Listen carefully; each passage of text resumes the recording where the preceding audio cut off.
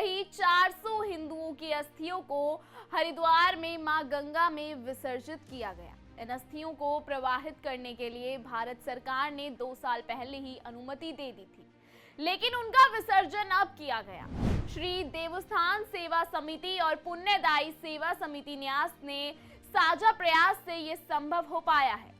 पाकिस्तान के कराची शहर में स्थित श्री पंचमुखी हनुमान मंदिर के महंत रामनाथ महाराज के सानिध्य में अस्थियां भारत लाई गई।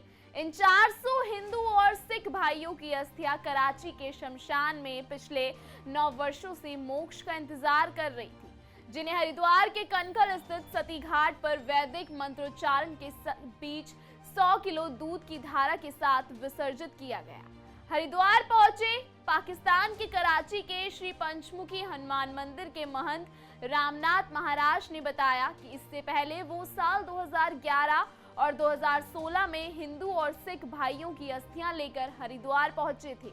उसके बाद अब 9 साल बाद 400 हिंदू और सिख भाइयों की अस्थियों को गंगा में प्रवाहित करने का मौका मिला।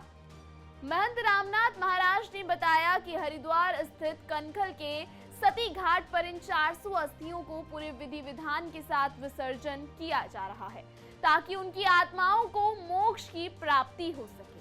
पाकिस्तान से भारत पहुंचे पंचमुखी हनुमान मंदिर के महंत ने कहा कि जब भी वे भारत पहुंचते हैं तो उनको भारत में ऐसा ही प्यार मिलता है जैसा एक बड़ा भाई छोटे भाई को करता है। उन्होंने कहा कि इस बार प्रयागराज के कुंभ में भी उनको जाने का मौका मिला, जिसके लिए उन्होंने प्रधानमंत्री नरेंद्र मोदी और उत्तर प्रदेश के मुख्यमंत्री योगी आदित्यनाथ का धन्यवाद भी किया। इस मौके पर कराची स्थित हनुमान मंदिर के महंत रामनाथ महाराज ने पाकिस्तानी हिंदुओं के लिए 4 धाम यात्रा की राह आसान बनाने की अपनी सोच को भी रखा। उन्होंने कहा कि भारत और पाकिस्तान दोनों देशों की सरकार 4 धाम यात्रा के लिए पाकिस्तानी हिंदुओं के वीजा की राह आसान बनाएगी। हिंदू आस्था में इंसान की मृत्यु के बाद उसके शरीर को पंचतत्व में विलीन किया जाता है। ऐसी मान्यता है कि इंसान का शरीर 5 तत्वों क्षिति, जल, पावक, गगन, समीरा से बना है। मतलब पृथ्वी, जल, अग्नि, आकाश और वायु, इन 5 तत्वों से मिलकर हमारा शरीर बना है और मृत्यु के बाद इंसान का शरीर इन्हीं 5 तत्वों में फिर से विलीन हो जाना चाहिए।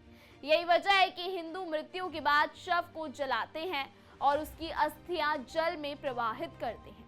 ऐसी मान्यता है कि मां गंगा पावन है और सभी के पाप धोती हैं। यही वजह है कि गंगोत्री से लेकर गंगा सागर तक हिंदुओं की अस्थियां गंगा में विसर्जित की जाती हैं और पावन गंगा पतितों के पाप धोती हैं। यही वजह है कि सिर्फ हिंदुस्तान, पाकिस्तान ही नहीं, दुनिया में जहां कहीं भी हिंदू है, अंतिम संस्कार करने के बाद उनकी अस्थि गंगा में प्रवाहित करने के लिए भारत लाते हैं।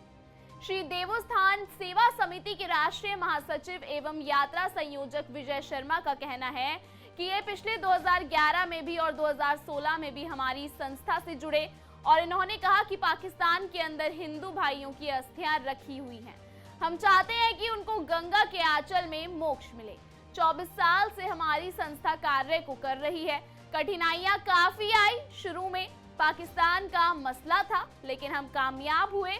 साल 2011 में 135 लोगों की अस्थियां महाराज जी के सानिध्य में, 2016 में 160 की अस्थियां हम लोग लेकर अटारी बॉर्डर से आए और इस बार भी इनको वीजा नहीं था। उन्होंने कहा कि हम अस्थियां लेकर आना चाहते हैं, तो हम अटारी बॉर्डर गए।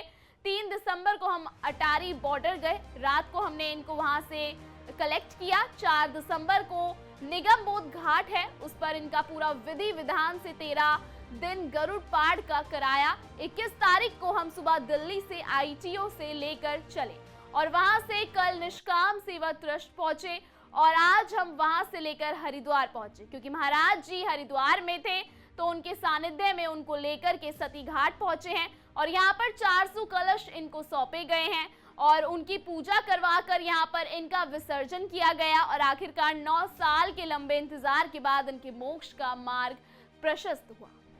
फिलहाल इस खबर में इतना ही। लगातार इस तरीके की रिपोर्ट्स को देखने के लिए बने रहिए आईऑन भारत पर।